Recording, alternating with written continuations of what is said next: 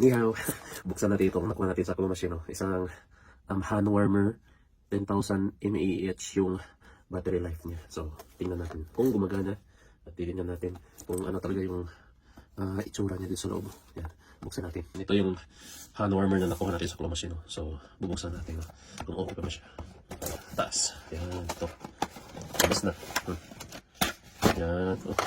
Oh, may parang kuhan siya, lalagyan siya dito. Yan, parang tiri siya, lagay siya dito. Ito yung hand warmer. Yan. Lalagay siya dito. Oh, sige. Chargeable siya, no? Yan, may free na siya na charging cord. So, ito yung hand warmer. So, ito yung mga socket niya. Yun, dito tayo mag-charge, no? May type C din siya dito. Tapos, sinabir siya na cord charger. Ito tayong kuha niya, yung parang temperature. Aakit siya. Umiinit na siya. Nagsimula siyang uminit dito. Ganda, ayos. Yan o. Tumataas yung kuha niya. Temperature niya. Meaning niya, pag tumataas siya, umiinit siya. Yan, umiinit na. Dito sa Taiwan kasi winter ngayon dito. May winter season dito yan. Nagagamit talaga, lalo na yung mga kamay. Malamig talaga yung mga kamay dito. Yan, ayos to. Umiinit na. Tumataas na. Naging 33 na.